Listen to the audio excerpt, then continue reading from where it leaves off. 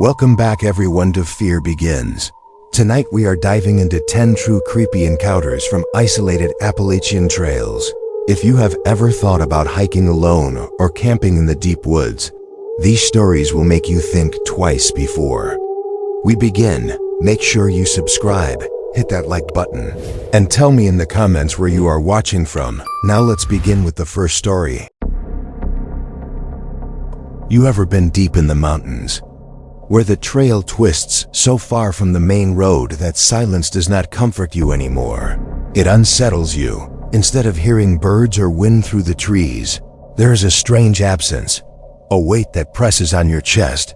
That is the kind of place we are entering tonight, the isolated Appalachian trails where people go to hike, camp, or explore, and sometimes never come back. You may have thought about visiting one of these trails yourself, but after hearing these true stories, you may think twice. The first story was sent in by a man named Jared, who grew up in western North Carolina and had been hiking since childhood. He told me he knew the woods like the back of his hand, or at least he thought he did. His encounter happened one evening in late October when the air was crisp and the leaves had turned fiery shades of red and orange. Jared had gone out alone on a narrow trail near Mount Mitchell, a trail he had hiked dozens of times before the sun was setting, but he was confident he could make it back before full dark. The deeper he walked, the quieter it became. He noticed something strange: no wind, no rustling, no distant sounds of animals. It was like the forest itself was holding its breath. He pushed on, but as he rounded a bend, he saw something that made him freeze.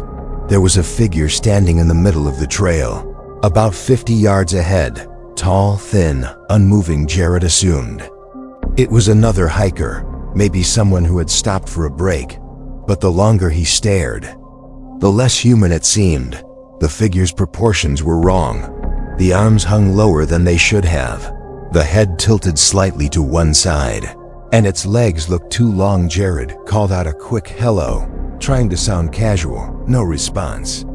Figure did not move, did not even shift weight. Jared took a cautious step forward. That was when the figure moved, but not in the way a person would. Its body seemed to jolt sideways like frames missing in a film reel, appearing 10 feet closer without showing the in-between movement. Jared's chest tightened. His brain screamed at him to run, but his legs felt locked. He forced himself to back away slowly, step by step, eyes never leaving the thing on the trail. When he finally broke eye contact to glance behind him, he heard movement, the sound of something heavy crashing through the brush right beside him. He sprinted the rest of the way back, not stopping until he reached his car parked near the trailhead. He swears to this day that the woods went dead quiet right before that encounter, and that silence has haunted him ever since. The second story comes from a woman named Natalie, who had her own encounter while hiking with her boyfriend in Virginia. They had planned a 2-day backpacking trip along a remote stretch of the Appalachian Trail, camping one night before finishing the loop. On their first evening, they set up camp near a small clearing beside the trail, not too far from a spring where they could get water. The area seemed peaceful, and after cooking dinner, they settled into their tent around midnight. Natalie woke to the sound of footsteps, slow and deliberate, circling their campsite. She nudged her boyfriend awake, and they both held their breath as the crunch of boots on leaves moved closer, then stopped right outside the tent. Her boyfriend called out, asking who was there, but no answer came. Instead, the footsteps resumed, circling again. They counted 3 full circles before silence. Natalie thought maybe it was a bear, but bears do not walk in perfect circles with heavy bootsteps. They stayed awake the rest of the night, gripping their small camping hatchet, waiting for whatever it was to make its move, but nothing else happened. At first light, they cautiously unzipped the tent. What they found made Natalie's blood run cold around the tent. In a perfect ring were boot prints, deeply pressed into the dirt. The steps were close together, as though whoever had walked there had been dragging their feet slightly. But what terrified them most was the number of prints. It looked like the same set had circled their tent dozens of times, far more than the 3 they had heard. They packed up in silence and hiked out without even stopping. For breakfast to this day, Natalie says she will never camp overnight in the Appalachians. Again, the third story was shared by a man named Chris, an experienced outdoorsman who had gone on a solo hunting trip in West Virginia. He had set up a small blind near a ridgeline. Planning to stay until dusk, he was used to long hours of waiting. But on this particular day, he felt uneasy. The forest was too still, and the usual scatter of birds and squirrels was absent around late afternoon. As he scanned the tree line, he noticed something, or rather, the absence of something. There was a gap between two trees that should have shown a sliver of sky. But instead, it looked filled, like something was standing there blocking the view. Chris raised his binoculars, expecting to see maybe a black bear or even a fallen log wedged strangely. But through the glass, he saw a face pale, stretched, with eyes too wide and dark. Staring directly at him, he jerked back, heart pounding, when he looked again. The gap was empty. He decided to call it a day, packed his gear, and headed down the ridge. As he walked, though, he kept catching glimpses of movement in his peripheral vision, a pale shape ducking behind trees, always just out of sight. By the time he reached his truck, his nerves were show. As he drove away, headlights catching the edge of the forest, he swears he saw the same pale face watching from the tree line. Chris did not return to that area, and when he tells the story, he always emphasizes that it was not the sight of the face itself that scared him most. It was the feeling that the thing had chosen to let him see it, like it wanted him to know he was being watched. 3 stories in, and already you can feel the pattern. These encounters do not rely on loud noises or violent attacks. They thrive on the unknown, on silence, on the human brain's desperate attempt to make sense of something it cannot explain, and we still have more to go. The second story takes us to the Smoky Mountains, a place that thousands of hikers visit every year. Yet for all the tourists that pass through, there are parts of those woods that seem to swallow sound, places where the air feels heavier and where even experienced hikers start to feel uneasy. The man who shared this story had been hiking alone, a seasoned backpacker who thought he knew these trails well. He had grown up in Tennessee, and the Smokies were practically his backyard. But as he would later admit, no amount of experience could prepare him for what he encountered that night. He had started his hike early in the day, planning to set up camp off one of the less traveled side trails. He wanted quiet, a break from the crowded overlooks and noisy campgrounds. His first mistake, he said, was going off trail too far, looking for what he called the perfect solitude spot.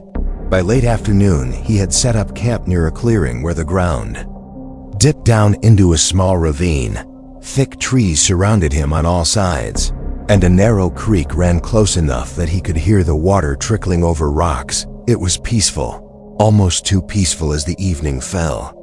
He built a small fire and cooked a simple meal. He was used to camping alone and had no fear of being out there. But as the last light faded from the sky, he noticed something that did not sit right.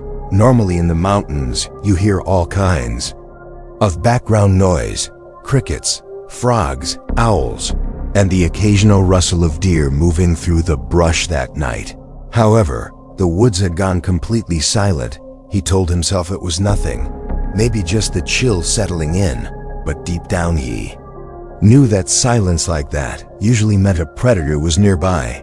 He kept glancing into the tree line, half expecting to see a bear. He even grabbed his flashlight and scanned the woods, but the beam caught only endless trunks and branches. Still, the silence continued, and soon he felt the first wave of unease crawl up his spine. He decided to stay close to his fire, poking at it to keep the flames alive, trying not to focus on the strange stillness pressing down all around him. At around midnight, he finally zipped himself into his tent. He just started to drift into sleep when he heard in a single footstep outside. His first thought was that it was a deer or maybe a raccoon, but the sound was too heavy, too deliberate. Then came another step, and another.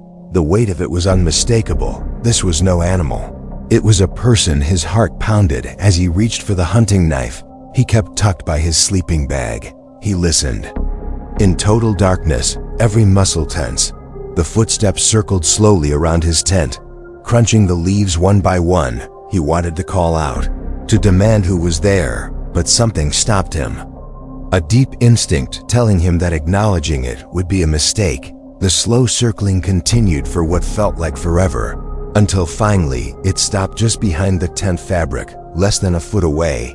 He heard breathing, a slow, heavy exhale, as though someone were leaning close, trying to listen to him inside. He said it was the single most terrifying moment of his life. He did not dare move. He barely breathed himself.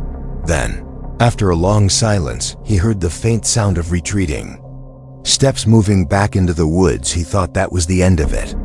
But it was not. At around 3 in the morning, he woke again to the sound of something brushing against the side of his tent. Not footsteps this time, but fingers dragging slowly down the nylon from top to bottom. He lay frozen, clutching his knife, his heart pounding against his chest. He wanted to scream, to rush out, but instead he stayed where he was, paralyzed by fear. The dragging sound repeated once more, then stopped. He waited for what felt like hours, but no more sounds came. When dawn finally broke, he stepped outside. His fire had burned out, but what chilled him to the core was the discovery. Around his tent, in the dirt, clear as day, were footprints, not animal tracks but human, bare human footprints circling his tent. Some so close that the toes had pressed against the side. He packed up immediately, not even bothering with breakfast. He hiked out of there as fast as he could. Looking over his shoulder the entire way, he said he never saw anyone, never heard another sound once the sun was up. But he knew without question that someone had been out there, someone barefoot, watching him all night on that isolated Appalachian trail. When he later told his story online, people speculated about what he had encountered. Some suggested it could have been a hermit, one of those rare people who live deep in the mountains away from society. Others said it could have been something far stranger, something that mimicked human behavior but was not human at all. Whatever the case, the man admitted he never camped alone in the Smokies again, because no amount of experience could explain the sound of bare feet circling your tent in the dead of night. I was 40 years old when I had the kind of experience that makes you question whether the woods are ever truly empty. I had been hiking in West Virginia, a section of trail I knew from years of weekend trips. I was not a rookie, and I was not careless. But that night taught me that experience does not matter when something decides to notice you. It was the middle of autumn, the trees glowing red and orange in the daylight, but by the time the sun sank behind the ridge, the forest was a black wall of shadows. I had chosen to camp near an old fire tower, one of those rusted skeletons from decades past, long since abandoned. The ground was uneven, but I figured it would do. I set up my tent a little ways off from the tower, cooked a meal, and sat in the quiet listening to the occasional hoot of an owl. I remember thinking how peaceful it felt, that calm loneliness you only find when the nearest town is miles away. At around 11, I climbed into my tent, exhausted from the day's hike. The night was still, the kind of stillness where every little sound stands out. That is why the noise woke me so suddenly, a metallic creak, long and drawn out, like weight shifting against rusted steel. I froze. Listening, the sound came again, louder this time. It was the unmistakable groan of the fire tower ladder being climbed rung by rung. At first I told myself it was the wind, but the creaks came in steady rhythm, like footsteps ascending. I knew no one else was supposed to be out there, no hikers I had passed, no cars at the trailhead, and yet something was climbing that tower. I grabbed my flashlight, unzipped my tent as quietly as I could, and shined the beam toward the structure. The tower loomed against the night sky, a black silhouette against the stars. For a moment, I thought I saw movement, a shape halfway up the ladder, but when I raised the light higher, there was nothing, just empty rungs glinting with rust. I turned off the flashlight, heart racing, and crawled back into my tent, telling myself I was imagining it. Minutes passed, maybe hours.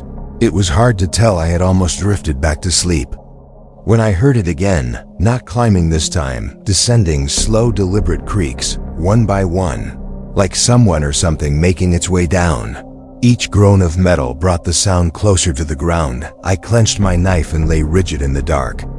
The creaking stopped abruptly, and I thought maybe it had been an animal, maybe the tower shifting in the cold night air. But then I heard the crunch of leaves just outside my tent.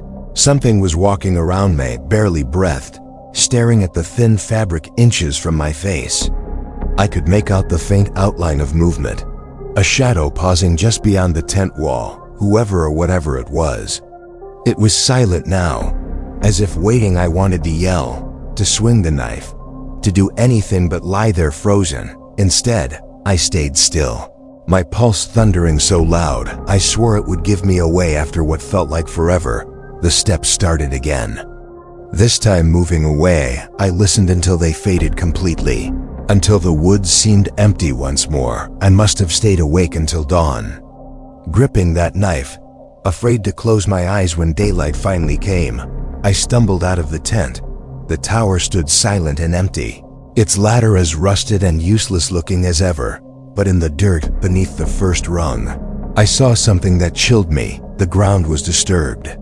The leaves swept aside as though someone had stood there for hours pacing in circles. The strangest part was that the impressions in the soil were not clear boot prints, not shoes, but long, narrow impressions that did not look quite human-packed. Up without breakfast, without even looking back as I left that place behind. I told a few friends about it later, but most brushed it off as my imagination, the creaks of old steel and my mind playing tricks in the dark. But I know what I heard. That ladder was climbed, and then it was climbed down, and someone or something walked right up to where I was sleeping in the dead of night. I was 28 when I thought it would be a good idea to spend a long weekend hiking alone in the Appalachian backcountry. I had done solo trips before, mostly short trails near home, but this time I wanted to push myself. I told my parents and a couple of friends where I would be, packed light but careful, and hit the trail with a confidence that now feels embarrassingly naive. The first day was fine. The air was crisp. The leaves were already falling in gold and red sheets across the trail, and I felt that intoxicating freedom of being utterly alone. No phones, no noise, no one expecting anything from me. I reached my first campsite by dusk, a flat clearing near a stream, and set up without trouble. The night passed quietly, except for one odd moment when I swore I heard a woman humming faintly through the trees. It was so soft, I almost convinced myself it was the water moving over rocks. I shook it off and went to sleep. The second day, things started to feel different. The woods were thicker, the air heavier, and the silence pressed down harder than it should. I remember seeing strange stick structures off the trail at one point, like crude tripods made from branches, lashed together with vines. I told myself some other hikers had left them, or kids messing around, but deep down, it unsettled me. By the third evening, I reached an old shelter marked on my map. It was a rough structure, 3 walls and a roof, open to the front like so many of those trail shelters. I debated setting up my tent instead, but I was tired and figured the shelter would do. I laid out my sleeping bag, cooked a small meal, and watched the sun melt behind the ridge as the forest swallowed the light. It must have been around midnight when I woke up. The fire I had banked was still smoldering, casting weak light, and that was when I realized I was not alone. There was someone standing at the edge of the clearing, a tall shape, still as stone, just outside the glow of the coals. At first, I thought it was a hiker who had arrived late. Maybe they were lost. Maybe they needed help. I sat up and called out a soft, "Hello?"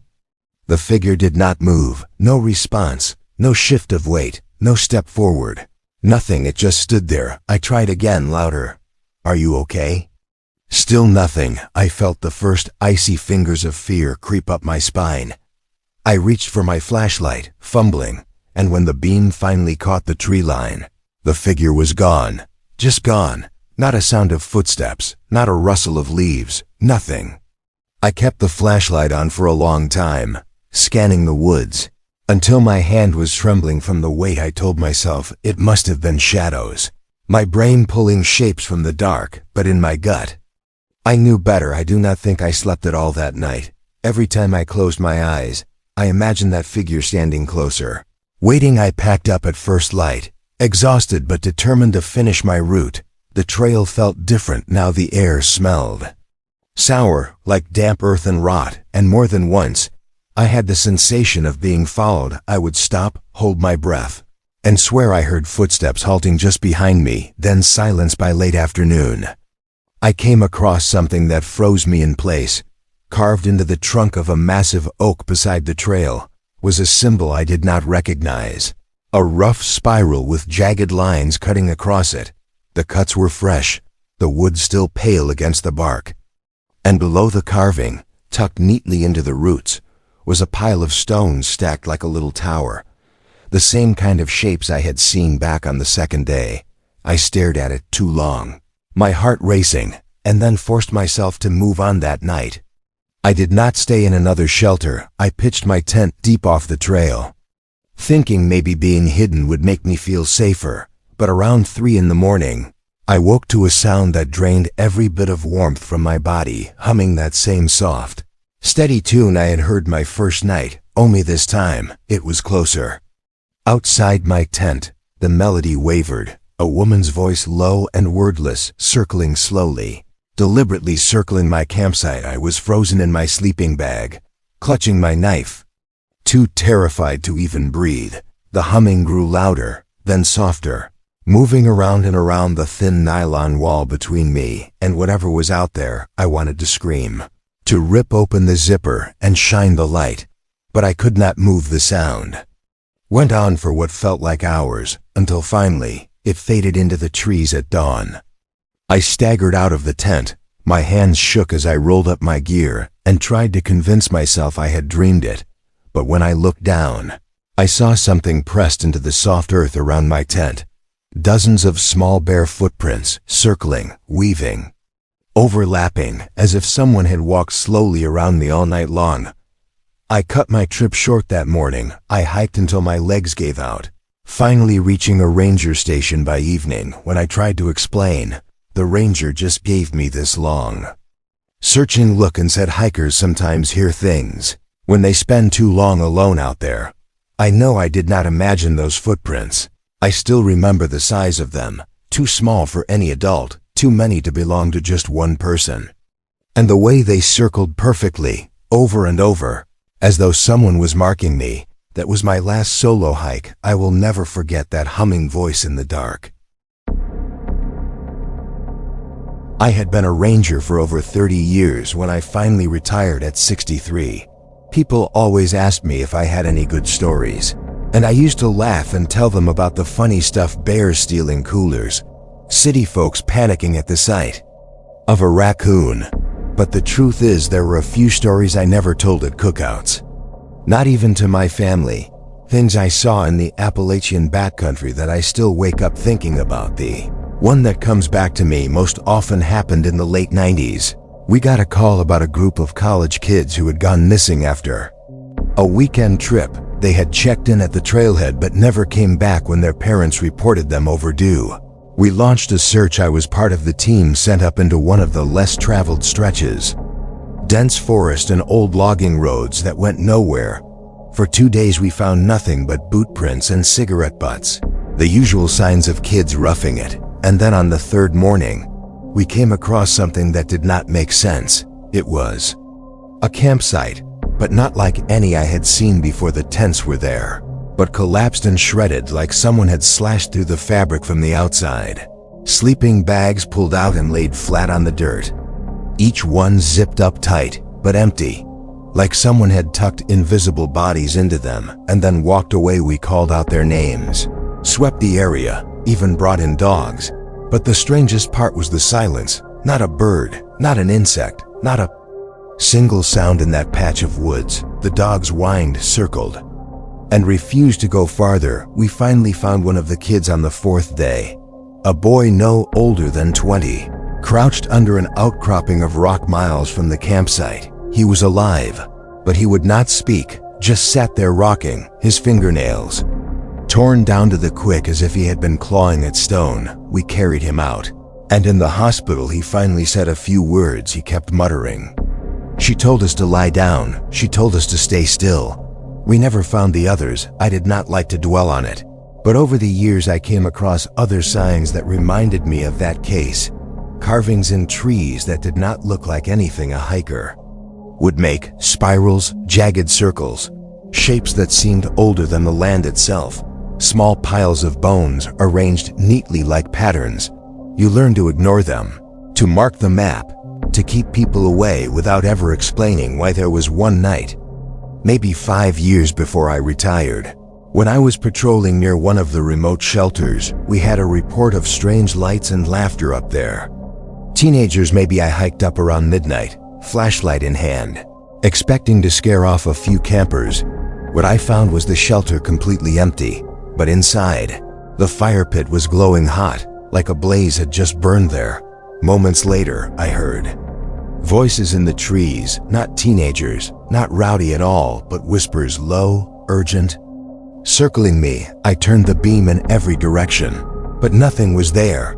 The voices stopped all at once, like someone cut a switch and that same humming started up. Faint but clear. I never told anyone about that night because I knew what people would say. 30 years on the job. Maybe I was tired. Maybe I was hearing wind through the branches. But I know the difference between wind and voices. I know the difference between silence and a forest holding its breath. The worst part of being a ranger was when parents asked me if the trails were safe. What was I supposed to say? That yes, the paths were marked and the shelters were maintained. But sometimes the woods had their own rules. Sometimes people went in and never came out. I always told them to stick together, carry a map, and keep their fire going after dark. But the truth was, no rule could protect you if you wandered into the wrong place at the wrong time. I have been retired for almost 10 years now, and I still wake up at night thinking I hear that humming. It sneaks into my dreams, low and steady, like it is circling my bed the way it circled that shelter. I keep telling myself it is in my head.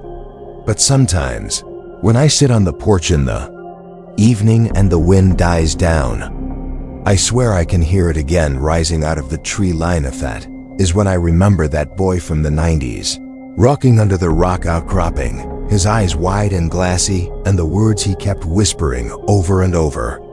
She told us to lie down. She told us to stay still. I was 17 when a couple of my buddies convinced me to go camping deep in the Appalachian woods. It was one of those dumb teenage dares, the kind where nobody wants to look scared in front of anyone else. We had all grown up in a small town, tucked against the foothills, and the forest was just part of life. But there were always stories about the trails farther up, the ones people whispered about, but never actually visited. There were 4 of us that night: me, my best friend Jason, his cousin Mark, and a girl named Shelby who Jason was trying to impress. We hiked up with cheap gear, a tent too small for all of us, and way too much beer. None of us really knew the trails past a certain point. But Mark swore he had been up there with his older brother. We were loud, laughing, throwing sticks, not taking it seriously at all. We reached a clearing by sunset and set up camp, the trees closing in tight around us. It was around midnight when things got weird. We were sitting around a weak little fire when Shelby said she heard footsteps. I laughed, said it was probably a deer, but then Jason froze, his head cocked like he was actually listening. A moment later I heard it too heavy. Slow steps circling just beyond the glow of our fire. Every time we went quiet, the steps stopped. Every time we whispered, they picked up again. Crunching leaves one after another. Mark, being the tough guy, grabbed the flashlight and shined it into the trees. Nothing, no eyeshine, no movement, just black trunks and branches weaving together. He cursed, called out, but the woods gave nothing back. That was when Shelby said she saw something move between the trees, a shape, tall and thin, there for a second and then gone. Jason swore he saw it too. I did not. But the way their voices shook told me they believed it. We tried to laugh it off, poured more drinks, made jokes, but the air had changed. The fire felt too small, the woods too close. The silence pressed in harder than it should have a few hours. Later, when the fire was nearly dead, Jason and Shelby crawled into the tent, leaving me and Mark outside. We sat there in the dying light, both of us pretending we were not scared, when suddenly the sound came again, not footsteps this time, something scraping against bark, slow and deliberate, like claws dragging down a tree trunk. I turned my head and saw it, a figure standing just beyond the fire's reach, tall, impossibly tall, with shoulders that sloped wrong. Its head was bent at an angle that made no sense, like it was straining to look at us from far above. The fire sputtered, throwing shadows across its shape, and I swear the thing was smiling. Its teeth caught the light for just a second, before the flames went out completely. We were plunged into darkness. Mark yelled, grabbed his lighter, but his hands were shaking too bad to spark it.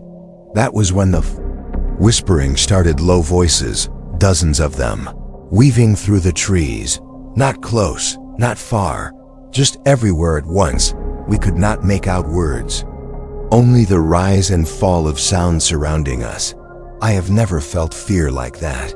A fear that tells you to run even when you know you cannot. Jason burst out of the tent, panicked, yelling at us to pack up. He swore something had brushed against the fabric while they were inside. Shelby was crying, begging us to leave, so we grabbed what we could and bolted down the trail. Our flashlights bouncing, hearts pounding. The whispers followed us, rising higher, faster, until it felt like they were inside our heads. We did not stop until we hit the gravel road at the base of the trail. All four of us collapsed, gasping, shaking. We tried to laugh again, to convince ourselves we had freaked each other out. But when we looked at the tent the next day, the one we had left behind, it was shredded to ribbons, like something with long claws had torn through every inch of fabric. We never went back. I do not think any of us could, even now. Years later, if I am driving near those hills at night, I swear I can feel something watching from the tree line, and I know what I saw in that firelight. It was not a person, it was not an animal, it was something older, something that belonged to the woods long before we ever did. I have been driving trucks for 25 years, mostly long hauls through the eastern states. And if there is one stretch of road I will never forget, it is the one that cuts through the Appalachian foothills at night. Anyone who drives for a living will tell you the same thing. Those mountain roads feel different after dark. The curves are too sharp, the trees too close, the silence too heavy. I always figured it was just nerves from being alone out there. But then came the night that changed my mind for good. It was a late run in October. The kind of job where the dispatcher does not care if you are tired, only that the freight gets there by morning. I was running caffeine and pure stubbornness, winding through a lonely section of highway around 2 in the morning. My headlights cut a narrow path through the fog, and everything else was swallowed by black forest.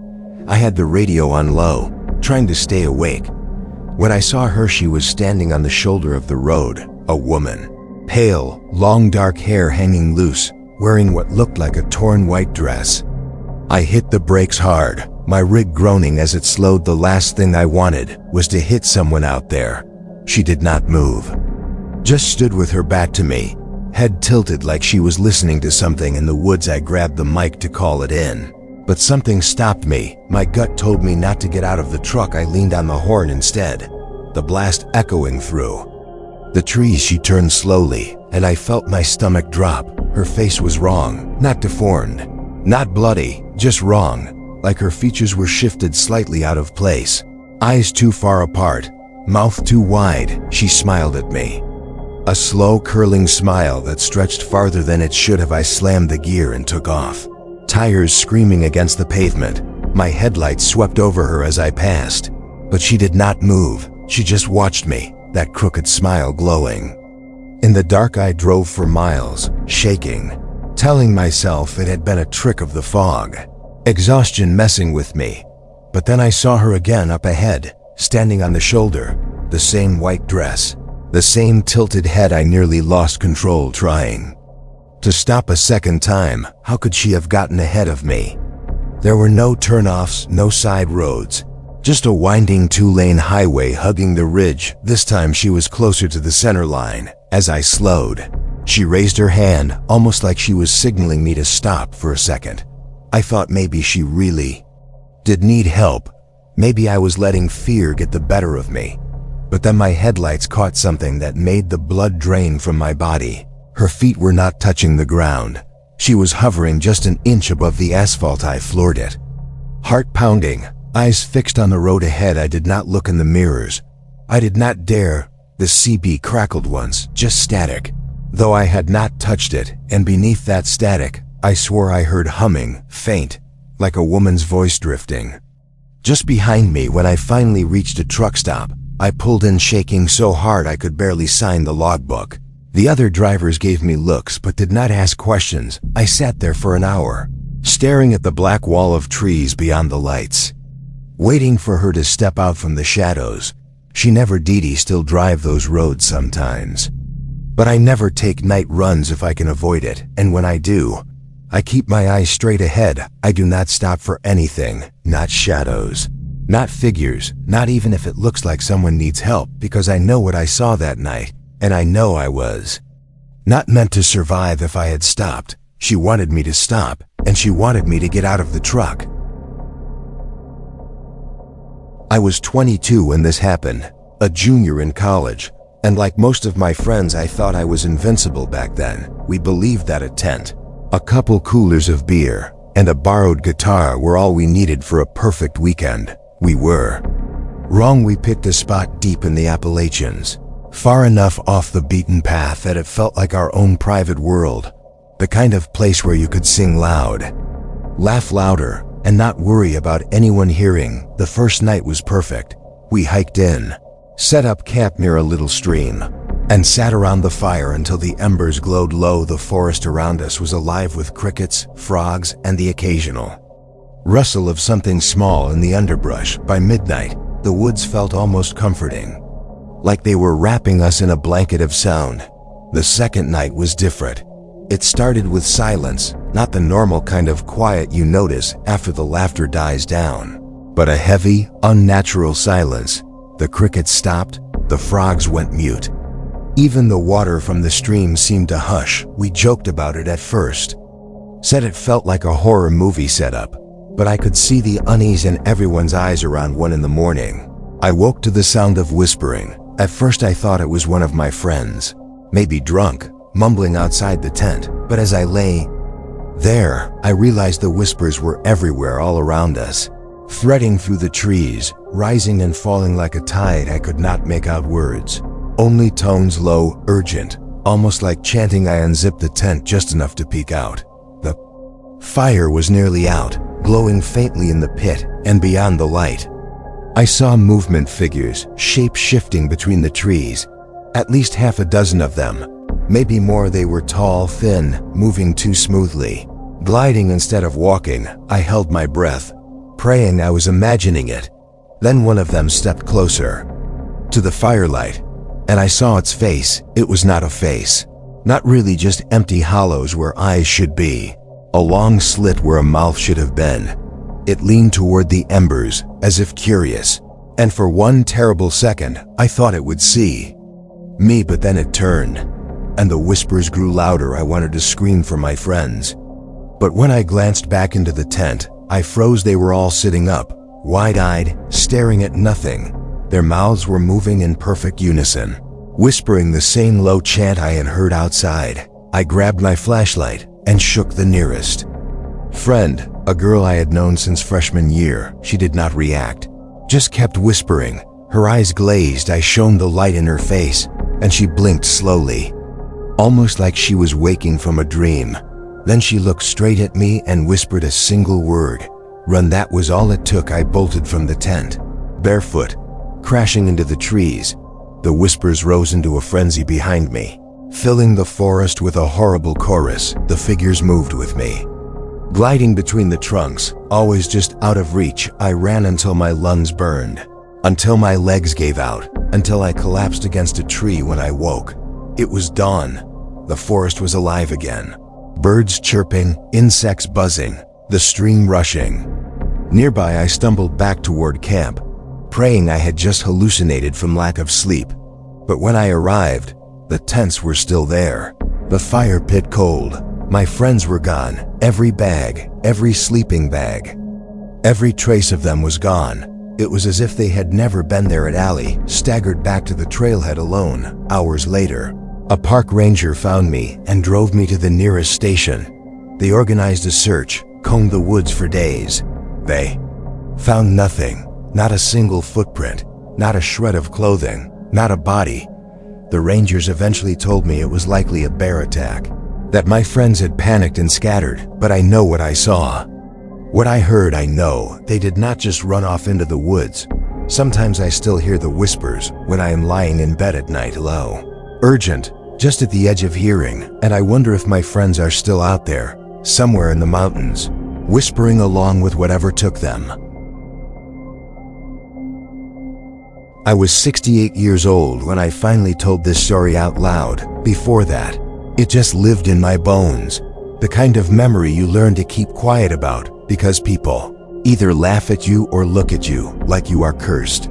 My family has been in these mountains for over a century, and in that time we have learned that the land is alive, not just the trees, not just the animals, but something older, something that does not care if you believe in it or not. It happened when I was 16.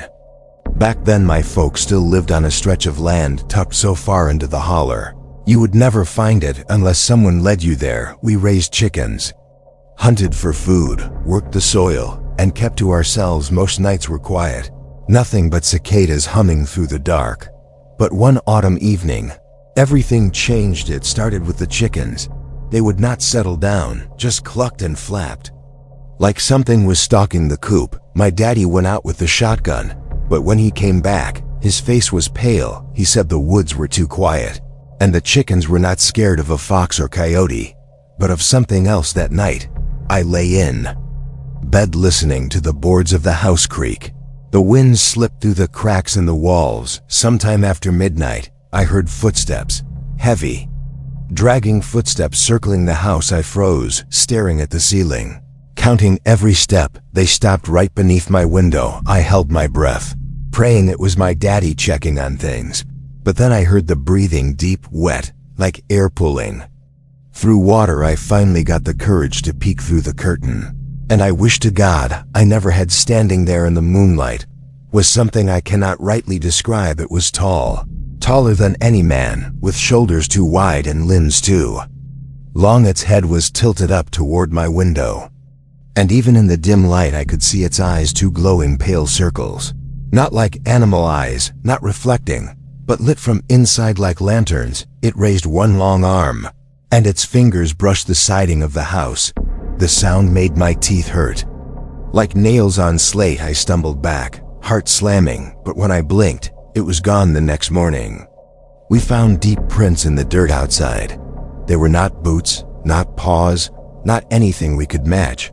They were too wide, too uneven, like something half-shaped. For weeks after, we lived in fear. The chickens went missing one by one. My mama swore she heard scratching on the roof at night. My little sister would wake screaming, saying someone was tapping on her window. Then one night, the tapping turned into pounding. My daddy grabbed the shotgun and threw the door open. I followed him out onto the porch, and that was when we saw it again, standing at the edge of the trees, watching. The same glowing eyes, the same crooked shape. It did not move when my daddy fired into the air.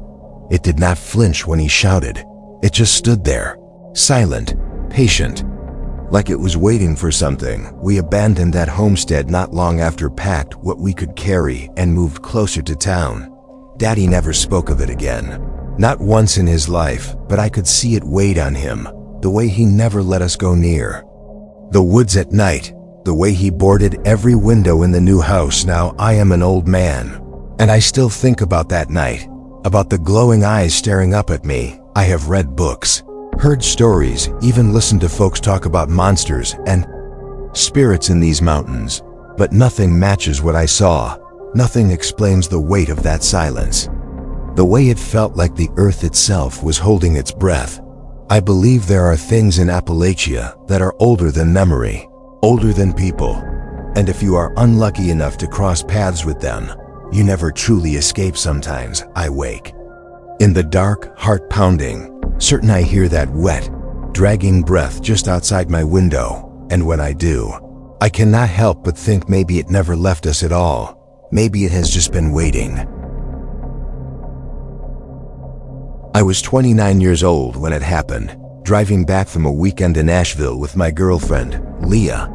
We had left late, later than we should have. Thinking we could cut through some of the smaller back roads to save time, my GPS was already spotty that far into the mountains. But I had grown up trusting maps and shortcuts, so I figured it would work out. I could not have been more wrong. The sun had gone down quick behind the ridges, leaving us in that thick Appalachian dark. The kind where your headlights feel like they are swallowed before they even reach the trees. The road was narrow, winding, and at one point turned from cracked asphalt into hard-packed dirt. Leah kept saying we should turn back, but there was no shoulder, nowhere to flip around. The trees pressed close on both sides. And the deeper we went, the more it felt like the world had closed in behind us. After about 20 minutes, we passed an old wooden sign nailed crooked to a post. It had no words left, just faded paint, chipped so badly you could not tell what it used to say. That was when the radio cut out, replaced by nothing but static. I tried my phone. No signal at all. Leah's did not work either. We drove in silence until we came to a fork. The GPS froze, just a blinking arrow with no directions. I picked the left path, figuring it looked more traveled. We had not gone more than half a mile before Leah grabbed my arm and whispered for me to stop. Something was standing in the middle of the road. At first, I thought it was a deer. Its shape was tall, thin, unmoving, its head tilted slightly. But the closer the car rolled, the clearer it became. It was not an animal. It stood upright, with arms too long, dragging almost to the ground. Its skin looked gray, stretched, like wet paper lanterns in the beam of the headlights. I hit the brakes, heart hammering, and we sat frozen staring at it. Then, in one fluid motion, it stepped backward into the tree line. Gone in an instant. Leah begged me to turn around, but the road was too narrow. I pressed the gas, praying to just get through whatever this was. The trees grew denser, the dirt road rougher. Every few hundred feet, I caught glimpses of movement between the trunks, shadows shifting, keeping pace with the car. At one point, Leah gasped and pointed to the window, a face white, eyeless, pressed against the glass. Just for a second before vanishing back into the dark. I drove faster than I should have, bouncing over ruts, gravel spitting from the tires. My palms were slick with sweat, the wheel slipping under my grip.